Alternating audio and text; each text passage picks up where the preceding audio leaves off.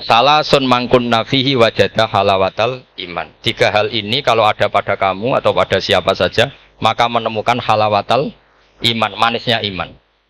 Ini mungkin yang jarang dijelaskan orang adalah manis itu apa? Kata Ibnu Hajar al-Asqalani sebagai pensarah Bukhari, termasuk manisnya manis adalah al-iltizat al-aqli, merasa nyaman secara berpikir. Nanti saya bacakan takbirnya sebelum saya tutup ngaji bareng ini. Begini misalnya, kita ngikuti Nabi Muhammad SAW. Tentu beliau punya al-jamalul wajhi, Nabi itu orang paling ganteng. Tentu beliau punya al-jamalul sauti, suaranya Nabi itu luar biasa. Tapi yang paling luar biasa tentu al-jamalul aqli, akalnya Nabi itu luar biasa jamal, luar biasa indah. Artinya gini, andaikan Anda seorang profesor atau seorang alim allama, seorang kiai yang paling alim, terus dikasih tahu Nabi, misalnya dikasih tahu Islam, sing gawe donya iki, iku Fir'aun. Kan mesti kita tersiksa, logikanya gimana? Wong Fir'aun lahirnya di bumi kok bumi, kan dulu buminya dibangun. Oh mesti ra iso turu sampe. Iki ajaran nopo kan iso turu. Tapi ajaran ini mengatakan, sing gawe alam raya ini Allah. Allah itu awal, Allah itu qadim. Kan terus iso turu, wis adone lah. Nek sing gawe luwih di paham ya?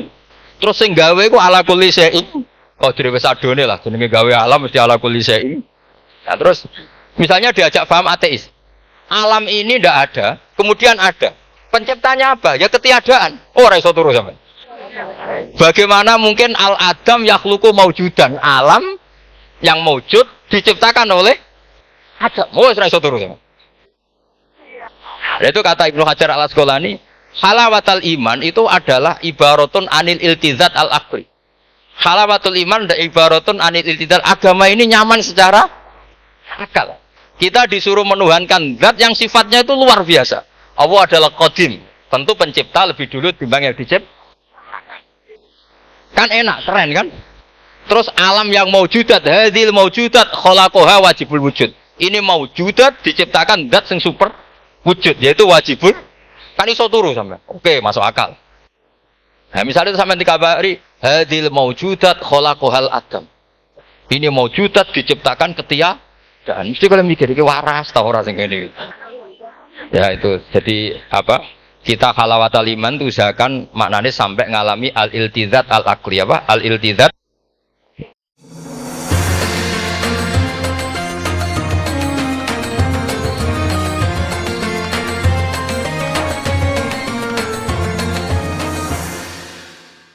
Saya hormati juga kita hormati bersama wonten Bapak Profesor Dr. Quraish Shihab, wonten Habib Ali bin Ibrahim, Habib Husain bin Ibrahim, beberapa pengurus PSG maupun Baitul Quran, semua ada Ustadz Arifin, Ustadz Ali, semua yang saya hormati, para hadirin yang saya hormati, juga semua demonstran ini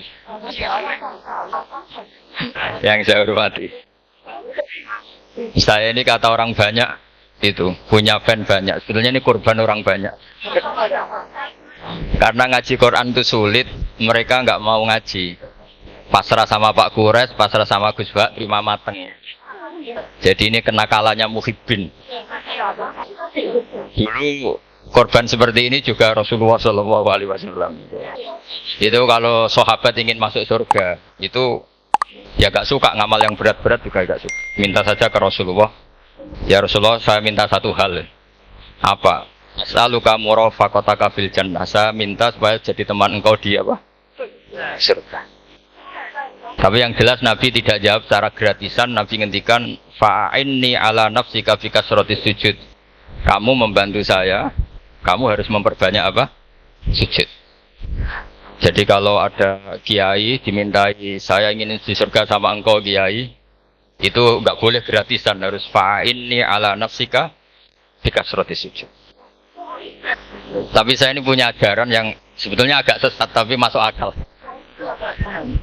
Ini saya mohon karena saya memang punya bapak yang seneng guyon, punya Mbah Mun kiai saya juga seneng guyon. Karena beliau katanya gini, nak kiai ra guyon kok dianggap gak bahagia. Sakit panitia dikira kurang sangu gitu kan. Sehingga ajarannya beliau memang sementara orang Islam itu pokoknya guyon ketok bahagia dengan Islamnya bahagia dengan Tuhannya, bahagia dengan nabinya. Qul bi fadlillah wa bi rahmati fa bidzalika falyafrah. Lah bahagia paling gampang ekspresinya nggih guyon niku. Ngetokno di Alphard dadak repot. Ngetokno di dhuwit akeh ya dadak repot. Nak guyon nak murah nggih. Itu beberapa sahabat itu saking cintanya Nabi. Itu cara berpikir kayak teman saya. Teman saya itu sering nasihatin saya, Gus, ojo soleh nemen-nemen. Kok nak ning swarga mari bareng Mbah Mun sungkan katanya. Jadi kalau terlalu soleh kan surganya sama guru-guru kita. Kan tidak enak itu. Kalian kalau di surga kan nggak kebayang, mesti polanya kayak apa. Lama punya istri tidak cantik, di sana apa? Cantik.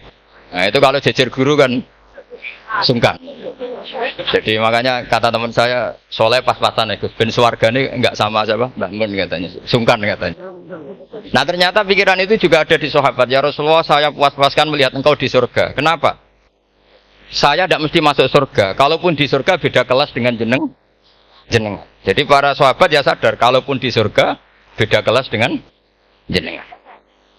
Tapi pelajaran yang kita bisa terima adalah bahwa semuanya itu harus ada amal kita. Sehingga Nabi ngendikan fa'inni ala nafsika bikasrotis sujud. Maka tolonglah saya untuk mengabulkan permintaan kamu dengan memperbanyak apa? Sujud. Saya akhir-akhir ini sering kampanye tentang sujud. Caranya gimana?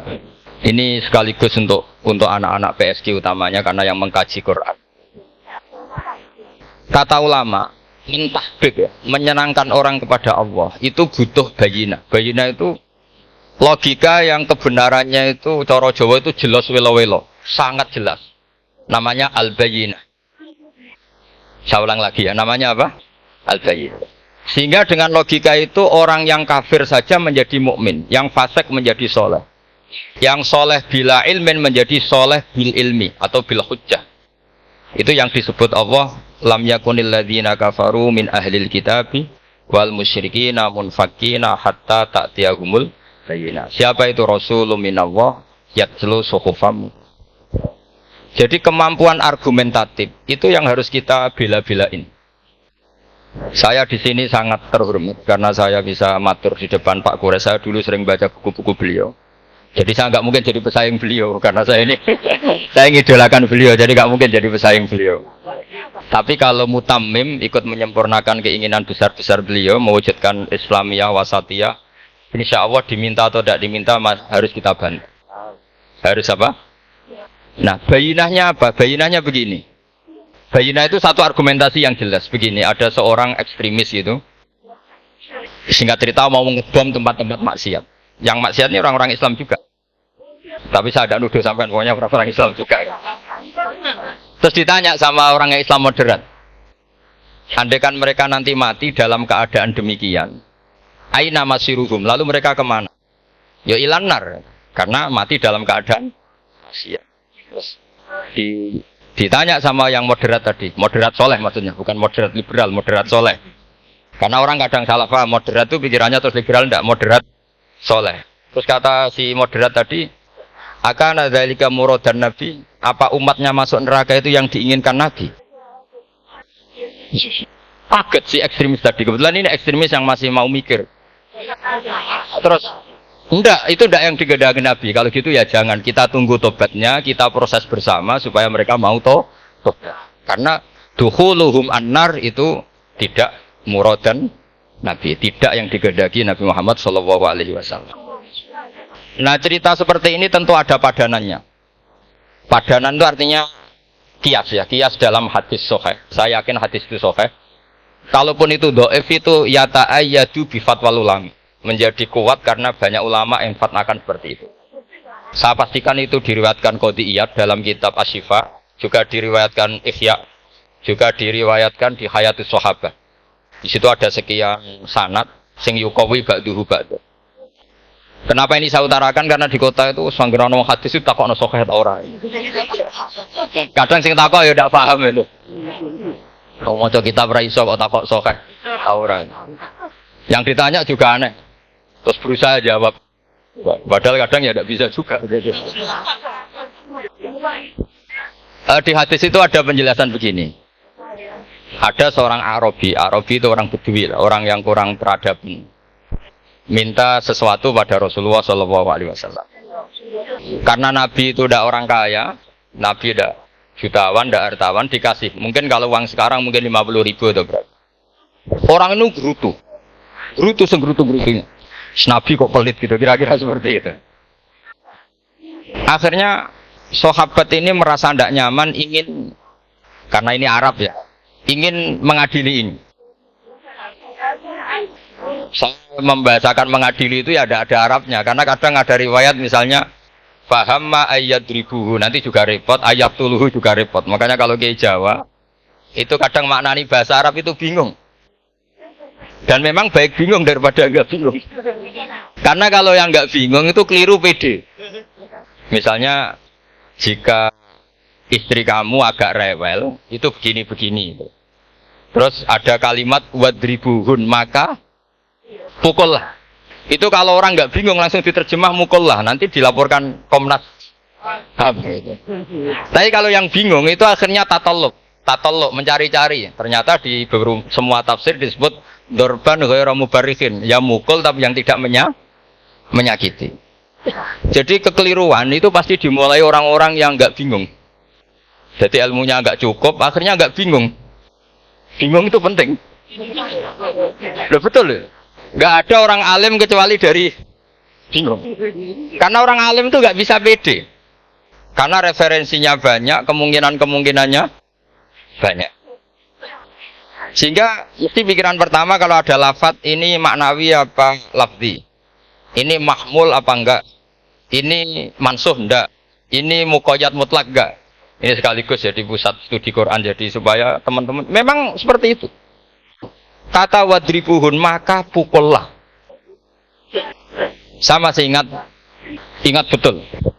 Ketika Pak Quraisyab nulis di membumikan Al-Quran tentang alat. Itu kalau orang ahli embriologi, di mana nih alat segumpal darah, itu mesti tertawa-tawa. Karena nggak ada dalam proses embriologi orang lewat proses segumpal apa. Tapi kalau alak itu madatul kalimah dari kata aliko ya'liko alakon, sesuatu yang menempel, jadi zigot yang berhasil menempel di dinding rahim itu yang jadi anak. Itu ya normal saja, memang itu jadi. Ya barokahnya bingung tadi. Atau alak dimaknai segumpal darah tapi min haitsul jinsiyah. Artinya haitsul jinsiyah itu sejenis ini. Jadi bukan di proses embriologinya tapi di jenisnya, supaya orang tidak sombong diistilahkan min alak, tapi maknanya min jinsil alak, bukan alatnya tapi jenis alak. Itu kayak Abu Bakar itu kalau sedang bully manusia yang sombong-sombong itu, kamu kok sombong, kamu itu keluar min makhrajil bauli marroten gitu. Supaya orang tidak sombong itu disilakan manusia itu yakhruju min makhrajil bauli apa? Marroten. Kan kamu keluar dari makhrajil bauli berapa? 2 kali kan? Minar rojul lewat penis, terus nanti lahir juga lewat min makhrajil baul. Jadi untuk mengadili manusia supaya tidak sombong diistilahkan keluar min makhrajil baul marroten. Nah mungkin alak kalau maknanya segumpal darah itu maknanya jenisnya seperti ini. Kenapa kamu sombong? Jangan digugat tentang itu proses embriologi. Kalau itu tidak ngalami itu. Jadi akhirnya barokahnya bingung itu alak dari proses embriologi maknanya apa? Aliko ya aliko alakon, sesuatu yang nempel, yang sukses nempel di dinding rahim. Tapi dari segi jenis mendidik tawadu, mendidik khafdul janah lil mu'minin, mendidik adzul wal ingkisar, rasa hina, itu dengan makna tadi. Saya teruskan. Si Arabi tadi karena dikasih 50.000 gerutu, terus akhirnya Nabi memanggil Arabi tadi karena mau dipukulin sama sahabat. Gak tahu mau dipukulin atau mau dibunuh, gak tahu, pokoknya dikerasin lagi. Makanya nggak usah diterjemah. Kalau diterjemah nanti jadi bingung. Terus akhirnya dibawa sama Nabi, diajak masuk, dikasih banyak sama Nabi. Kasih banyak, ditanya sama Rasulullah, kamu sudah puas ya Arabi? Sudah ya Rasulullah. Hebatnya Nabi apa? Kamu harus menjelaskan ke semua sahabat saya kalau kamu sudah puas. Karena tadi kamu ngomong yang bikin sahabat saya dongkol. Kalau sekarang harus mengkonfirmasi. Ya Rasulullah. Di depan umum juga Nabi ikut. Ini Arabi tadi minta saya tak tambah terus dia puas.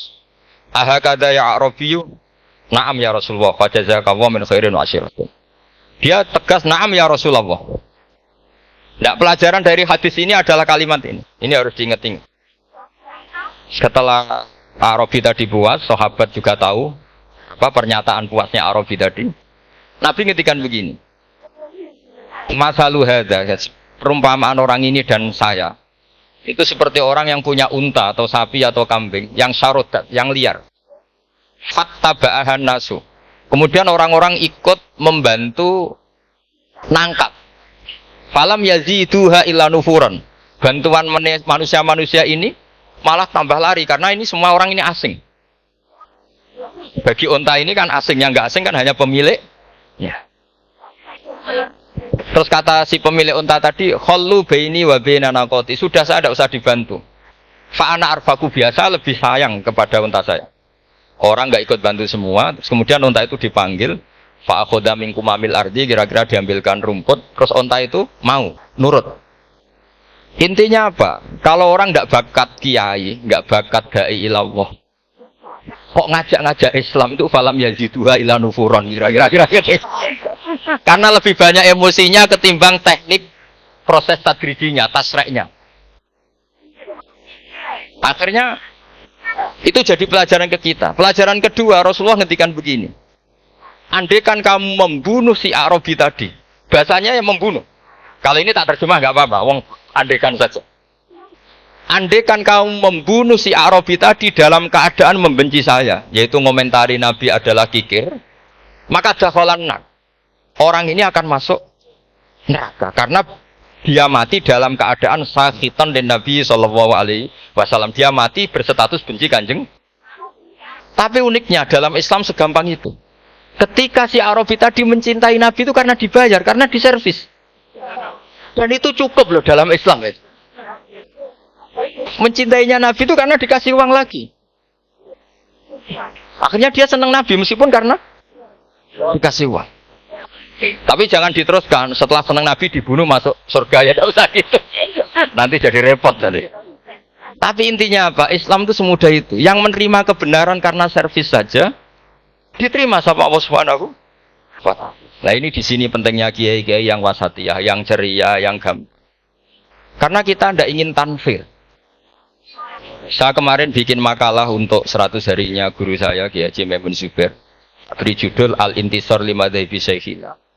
Itu diantara yang saya tulis adalah Sayyidina Umar itu pernah diprotes sama banyak sahabat, termasuk Abu Bakar, karena Abu Bakar ke Umar ini lewat penunjukan. Kata para sahabat, ya Abu Bakrin, kamu memasrahkan umat ini ke aghladin nas, orang paling kasar, yaitu Umar. Tapi apa? Ketika ada sahabat yang memberanikan diri tanya Sayyidina Umar, namanya Abdurrahman bin Auf, kenapa engkau kasar pada umatnya Rasulullah SAW? Jawabnya Umar itu unik. Fawwah, laqad lintu takhasyitu wa fil lain. Walaqad istatatu alaihim hatta khasyitu wa fis fa ainal makhraj. Saya ketika lunak sama manusia, sebetulnya saya juga takut Allah ketika ngambil sikap lunak, karena lunak itu dianggap pembiaran. Bagi orang yang salah paham, lunak itu dianggap pembiaran. Kamu punya ponakan yang sering pacaran misalnya atau sering nakal, kamu lunak itu dianggap pembiaran. Pembiaran itu tidak mendidik. Tapi kalau kamu sebagai Pak Lek Pade terkenal keras, ponakmu ya ora tau sowan, iku ya ora iso didik sama saja. Ora kok berdidik, sowan saja enggak berani ketemu kamu lari. Intinya apa? Terlalu lunak juga ada masalah, yaitu dianggap pembiaran. Terlalu keras juga ada masalah, kan hakikatnya nggak bisa didik. Orang-orang yang terlalu keras sama masyarakat ini kan nggak kau berdidik karena wong roh wis melayu. Tapi nak terlalu hatian, kayak kula ini nyongkomu ya masih tak barno. Itu kan ya repot kan.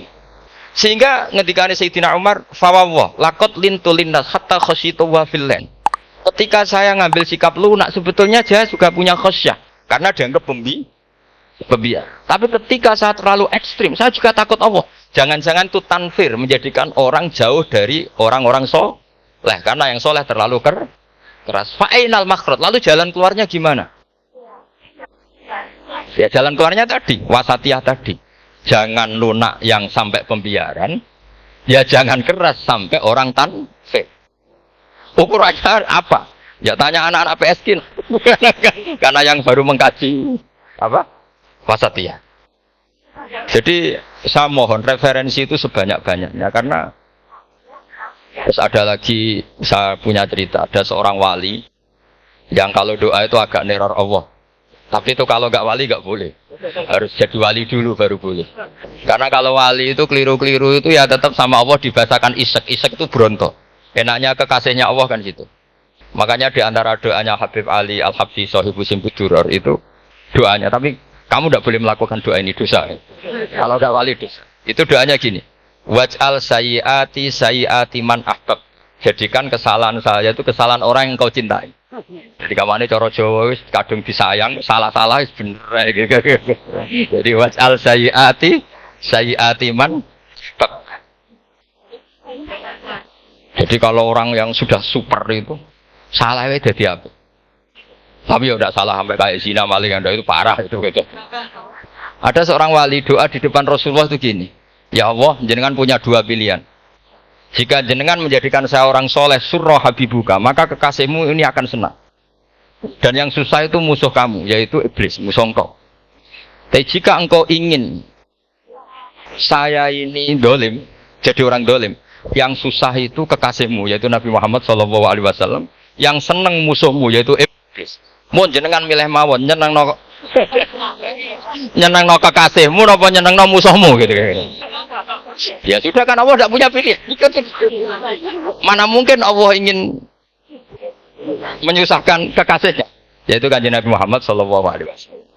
Sama, semua ulama tidak ingin umatnya Nabi matu khinal maksiyah, mati dalam keadaan maka kita berusaha semaksimal mungkin. Semoga mereka tobat. Semua Quran itu la'allahum yarji'un, la'allahum yantahun. Diharapkan mereka Allah yang Tuhan saja, yang Al-Ghaniyul Mutlaq. Allah yang Al-Jabbar Al-Qahhar saja sama orang-orang yang asrafu ala anfusi masih dipanggil-panggil wa anibu ila rabbikum wa aslimu lah. Allah yang Tuhan saja memanggil yang sedang di luar dipanggil masuk. Masa kita gara-gara soleh yang over yang sudah di dalam mau dikeluarin. Itu kan apa-apaan itu. Makanya ini pasti tak dukung Islam Wasatiyah. Jadi saya dukung itu bihujjatin, bukan karena saya hormat Pak Kores orang sepuh itu enggak. Memang bihujjatin. Kalau soal dukung karena orang sepuh itu etika. Apa? Etika tentu saya lakukan itu, pasti saya lakukan karena itu etika. Tapi lebih dari itu karena bihujjatin wadihah, bihujjatin bayyinah. Memang logikanya seperti itu. Allah yang Tuhan saja selalu memanggil yang luar dimasukkan ke dalam. Masa yang sudah di dalam dikeluar. Makanya kitab Ithaf, kitabnya Sayyid Zabidi itu, Sayyid Murtado Az-Zabidi, itu bab takfir, itu beliau ngeritik entek ngamek corong Jawa sampai sekian kuras. Sampai beliau mengutip fa innal imama la ayyukhti afil afi khairun min ayyukhti afil uqubah. Kowe de keputusan salah nyepuro luwih apik timbang salah nyepuro itu salah tetep bener. Tapi nak nyekso bener ora mesti bener. Fa innal imam la ayyukhti afil afi khairun min ayyukhti afil uqubah. Sehingga beliau terus hampir sekian kuras. Coba hadis di Muslim, di Sahih Muslim itu Usamah ya. Kalau di Sahih Muslim itu rawinya disebut Usamah bin Zaid. Tapi di beberapa riwayat ada yang menyebut itu tidak Usamah. Sehingga banyak syarah mengatakan itu ta'addudul waqi'ah. Memang kejadiannya dialami sekian sahabat. Itu ada perang gitu ketika musuhnya terdesak. Padahal musuh ini sudah memotong sekian tangan sahabat, ada yang sudah pernah baca sahabat.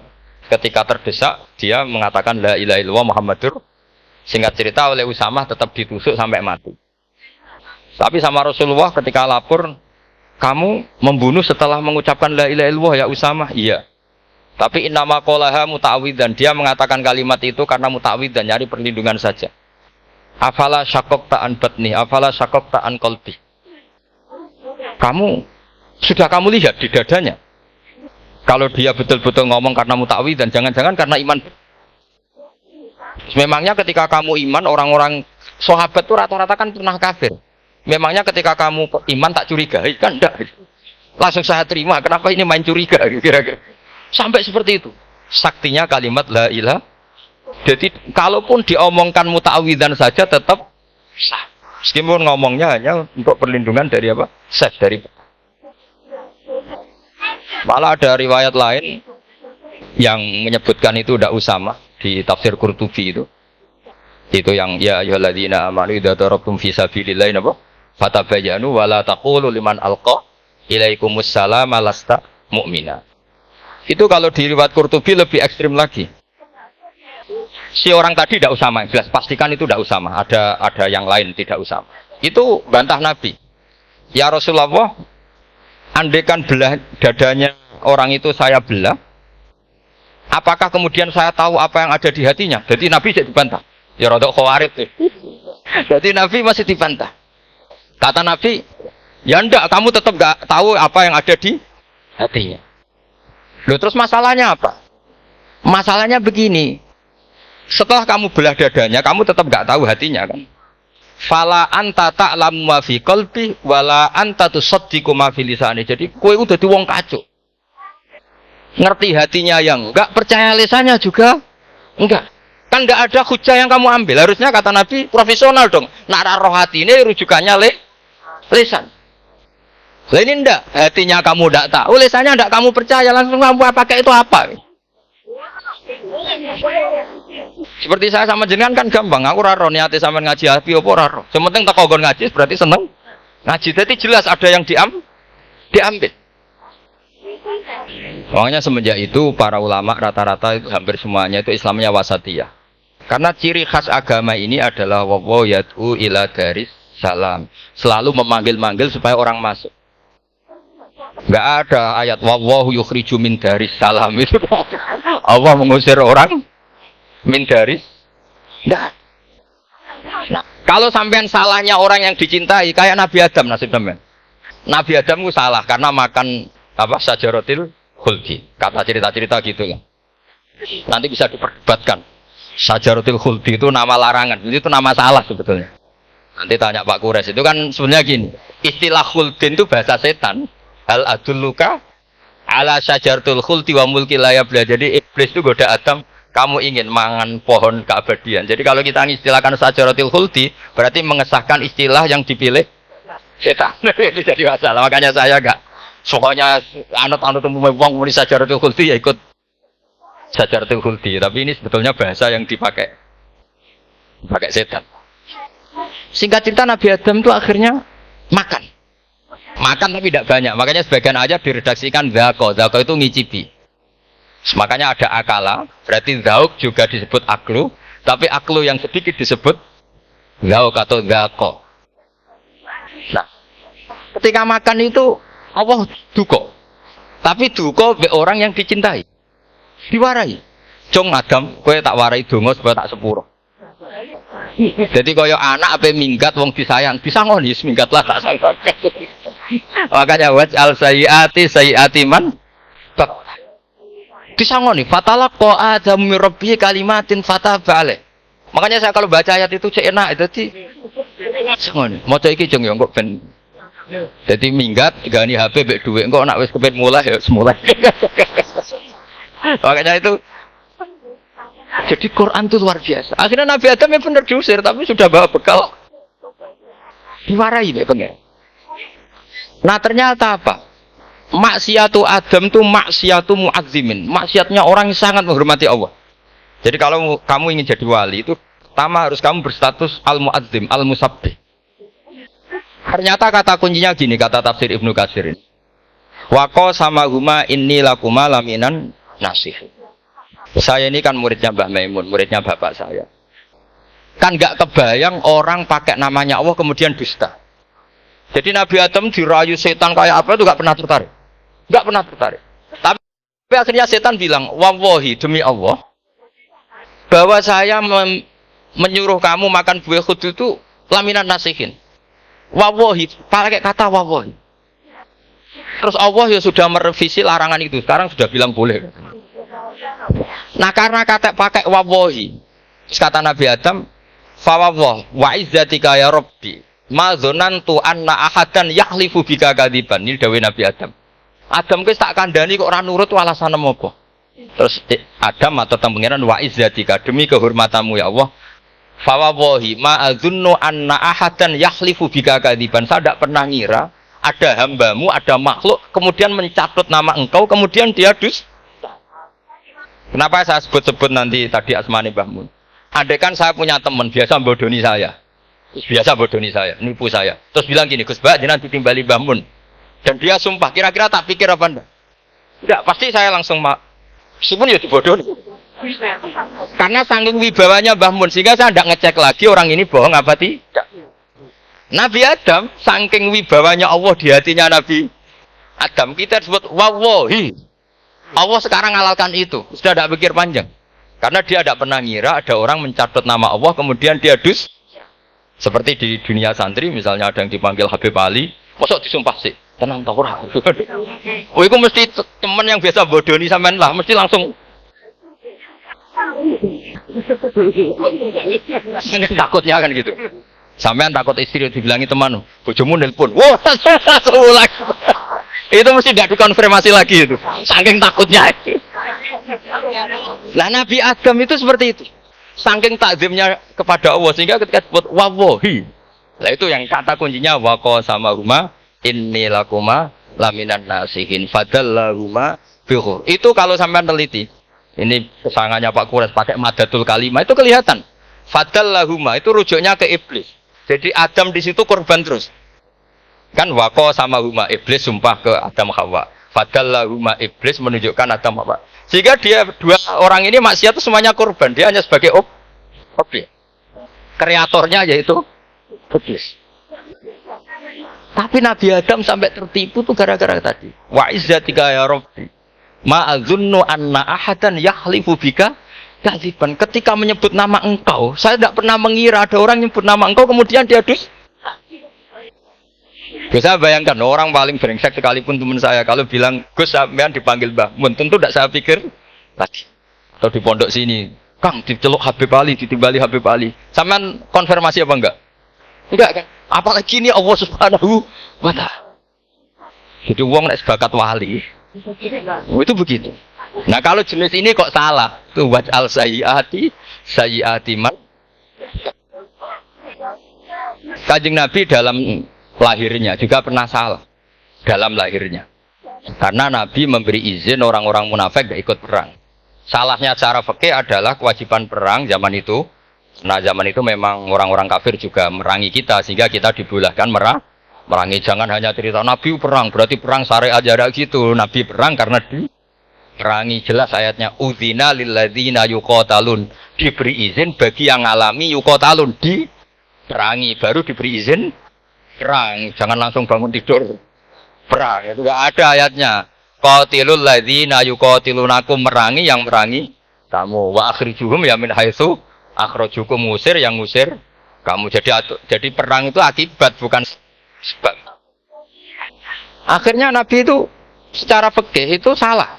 Secara fikih karena memberi izin orang munafik. Tapi Allah ketika sama Rasulullah Muhammad SAW karena kekasihnya ngendikane sudah dimulai afawwahu angka. Muhammad tenang wae wis tak sepuro. Cuma aku takok kena apa kok buka izin.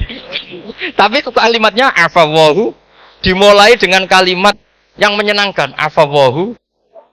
Jadi ibarat sampean salah sama orang tua. Wes sepeda mbok ora pamit itu ora salah. Cuma aku tetap takok alasan apa gitu loh. Tapi bilang wis gak apa-apa, Jung. Sepeda motor iki mbok gowo, mbok dol iku ora apa-apa. Cuma aku takok kena apa. Tapi mukadimahe ora apa-apa sih. Kayak apa Allah sama nabinya. Jadi mengkonfirmasi saja dimulai dengan afawwahu an. Lima adzinta lahum. Wong karwan wong munafik gak ndek ngamal malah mbok ora ira perang. Wis malah ora tau khidmah agama. Jadi makanya terus orang-orang soleh kalau berdoa apa? Waj'al sayyiati man.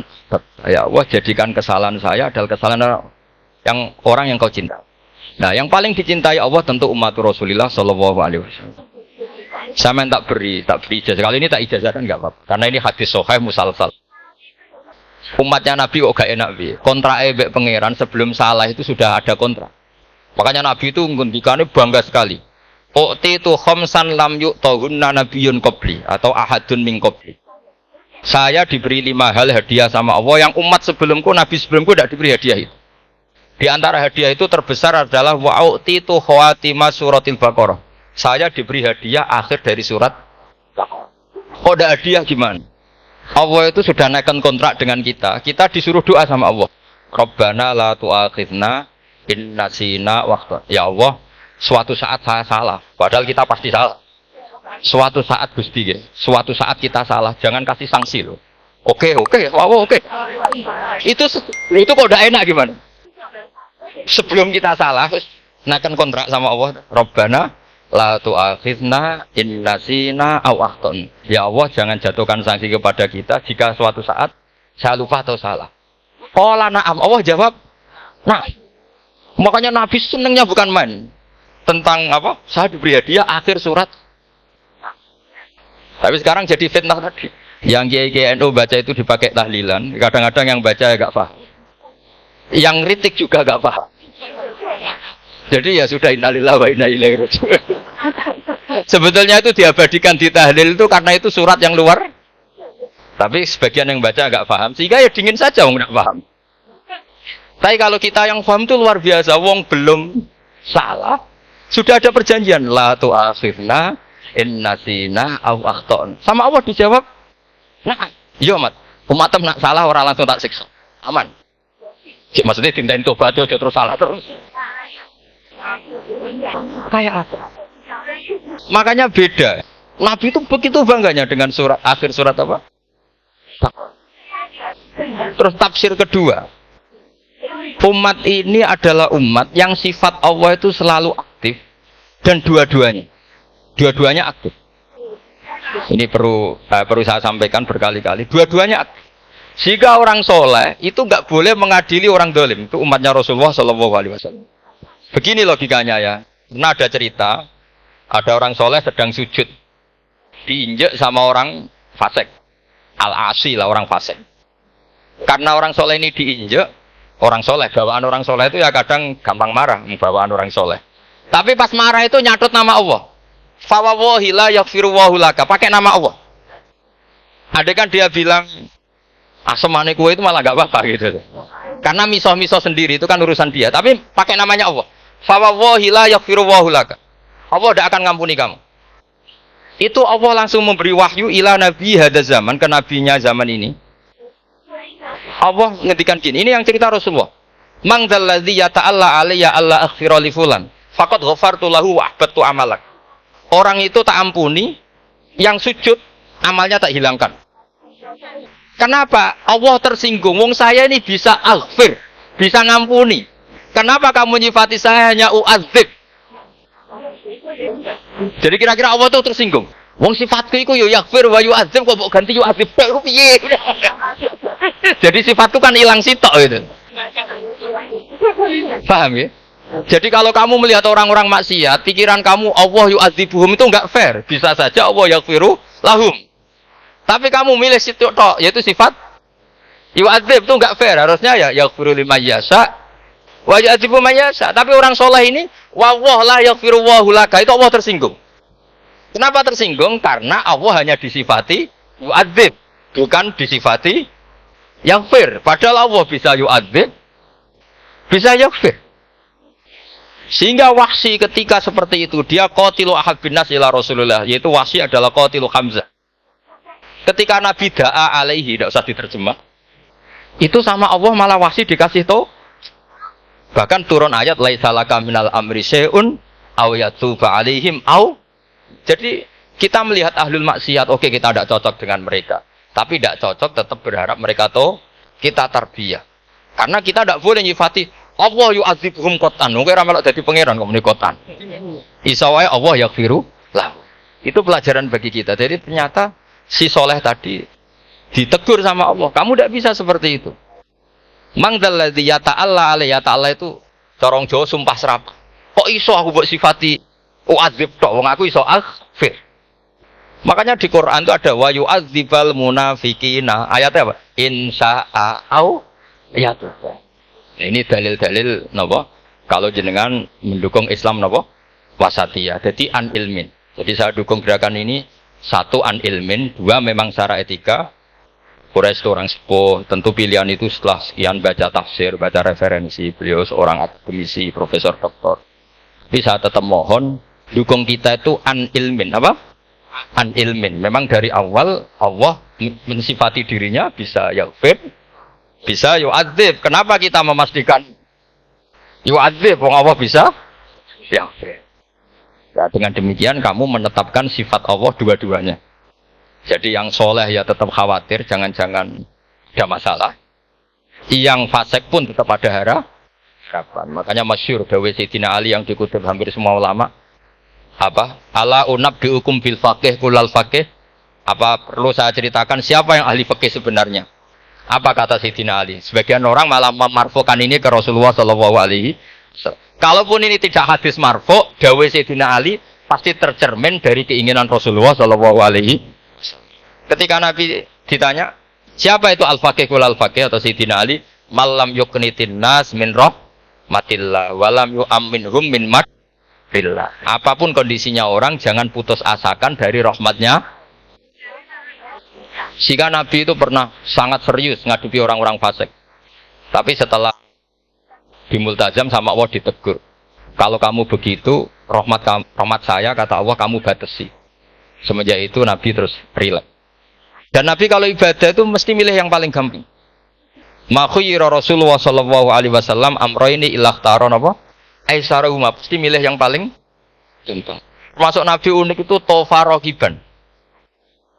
Semua sahabat itu tofu musyatan, semua tawaf secara jalan.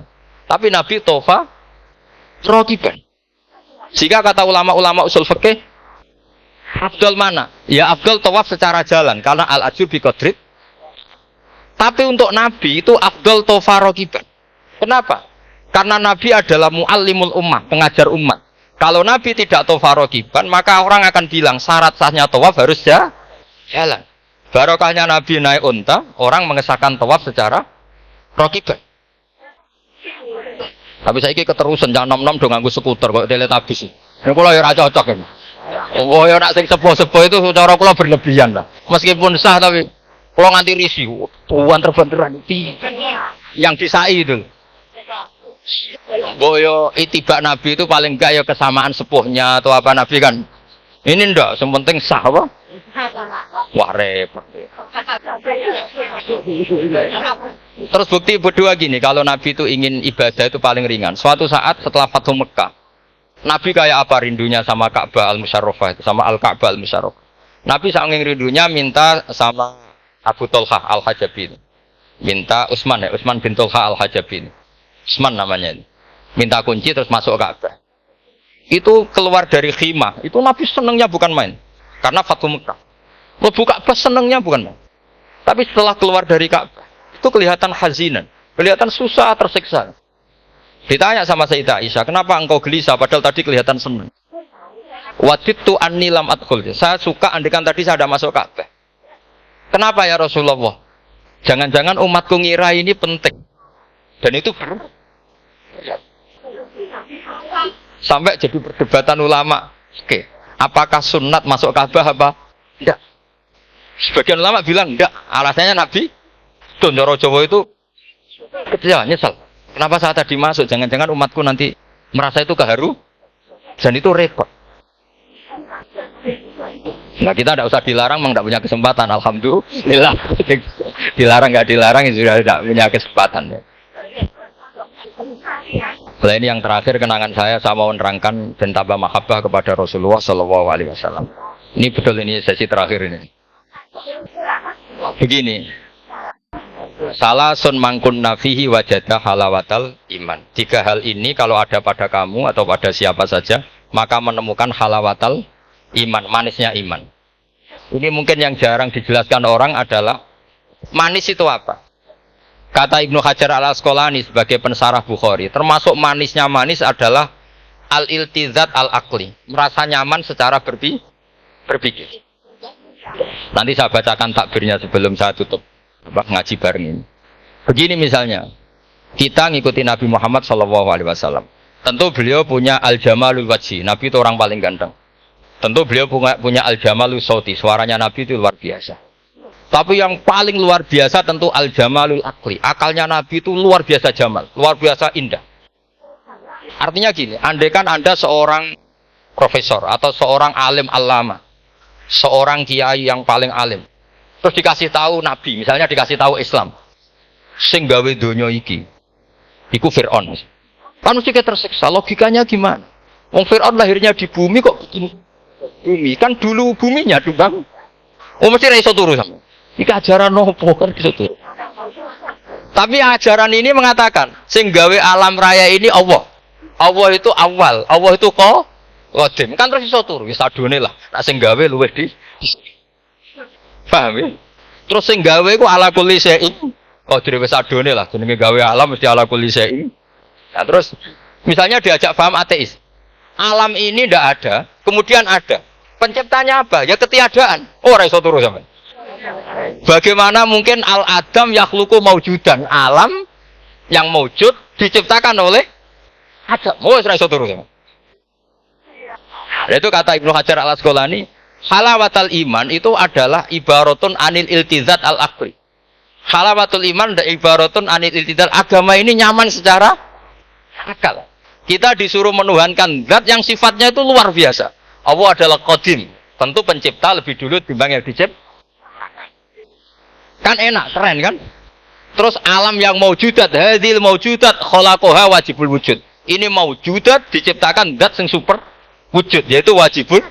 Kan iso turu sampean. Oke, masuk akal. Nah, misalnya itu sampean dikabari hadil maujudat khalaqahal adam. Ini maujudat diciptakan ketika dan mesti kalau mikir iki waras ta ora sing ngene. Ya itu. Jadi apa? Kita halawatul iman itu usahakan maknanya sampai ngalami al-iltizat al-aqli apa? Al-iltizat. Saya baca takbirnya saja ini di kitab saya Fathul Bari. Ini di juz 9, kitab saya halaman 193 ya. Karena mungkin sampean beda cetakan atau enggak ada nomornya karena enggak punya, enggak tahu saya guys. Banyak ini tak. Tapi ini nanti saya tak tinggal di Mas Wafa ini. Nanti yang enggak boleh di ngopi saja, di foto aja.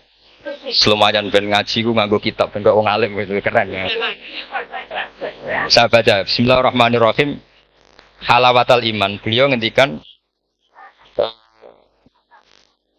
wa yaltadzu bidzalika iltizazan aqliyan. Jadi orang merasa nyaman secara iltizazan aqliyan, akalnya merasa nyaman. Idzil iltizat al-aqliyu idrakuma huwa kamalun wa khairun min haitsu huwa kadzalik. Jadi beliau mencontohkan gini, kamu disuruh minum obat. Beliau contohnya itu kamu disuruh minum obat. Tentu secara watak kamu tidak senang karena obat itu pahit. Tapi kamu merasa nyaman setelah sakit minum obat merasa nyaman karena ada harapan sembuh. Jadi watak kamu tidak senang, lidah kamu tidak senang karena pahit, tapi akal kamu wah enak aja berarti suntik, berarti infus, berarti minum obat. Berarti itu namanya iltizazan aklian, akal kamu merasa apa? Nyaman karena telah melakukan sesuatu yang sesuai akal. Tak baca misalnya al-murad bil hubbi huwa al-hubbul aqli alladhi huwa itharu ma yaqtadi al-aqlu salimu rusfana wa in kana ala khilafi hawan nafsi kal marid yu'afu ad-dawa bitob'i fayan faru anhu wa yamilu ilai bimuqtado akli. Kayak kita sakit tentu dioperasi itu tidak senang, bayangno wedhus apa usus diwedel-wedel enggak senang secara hawan nafsi, paham ya? Tapi secara akal karena kamu divonis usus buntu, senang mana setelah dioperasi sama sebelumnya? Lah senang dioperasi itu namanya al-iltizat al-aqli. Ini kata Ibnu Hajar al-Asqalani. Wal aqlu yaqtadi rujhana janibi dzalik. Nah, terus saya teruskan. Idzil iltizat al-aqliyu idrakuma huwa kamalun wa khairun min haitsu huwa. Jadi saya bayangkan, makanya saya kalau baca Quran itu sering saya nangis. Misalnya tadi, am khuliqu min ghairi syai'in am humul khaliqun am khalaqus samawati wal ard. Masa alam raya yang wujud ini semua maujudat, kemudian dirumuskan bahwa penciptanya adalah al-adam. Kenihilian, nihilisme. Kebayang enggak sampean iso turu gak? Ono nabi terus Dong kowe kudu iman. Alam raya ini sing wujud diciptakno ketia. Wes ora iso turu yakin ra manusia. Tapi kalau nabinya bilang, hadhil awalim atau hadhil alam khalaqaha Allah. Allah itu siapa? Al-Qadim, wajibul wujud, ala kulli syai'in qadir, lahul asmaul husna, lam yalid walam yulad walam yakul lahu kufuwan ahad. Oke, keren kan gitu. Lha iku jenenge al-iltizat al-aqli. Kalau kamu sudah ngalami seperti itu, wajada halawatal iman. Terus kata Ibnu Hajar al-Asqalani, terus wa yu'abdirus syara', syara' yaitu Rasulullah sallallahu alaihi wasallam membahasakan al-iltizat al-aqli dibahasakan dengan halawatal iman. Jadi halawatul iman itu kamu harus ngalami al-iltizat al-aqli. Seperti misalnya dalam hukum sosial, kata ulama-ulama, laulam yakun maja'a bi Muhammadin dinan lakana fi aqlin nasi hasanan. Andai kan Muhammad tidak mengatasnamakan itu agama, akal pun mengatakan itu baik. Coba ajaran kita, ambek bojo sing apik, ambek anak sing apik, ambek tangga sing apik. Itu kan enak. Coba kalau ajarannya gini, bojo tabuki wae kesuwen. Kan bingung, kowe iki ajaran apa kan kaget. Ambek tangga sing kondel, gak ngono tidak-tidak. Iku ajarane Nabi apa ajarane ekstremis kan bingung.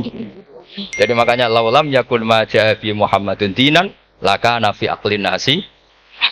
Itu namanya al-iltizat. Oke, saya kira demikian. Mohon maaf. Assalamualaikum warahmatullahi wabarakatuh.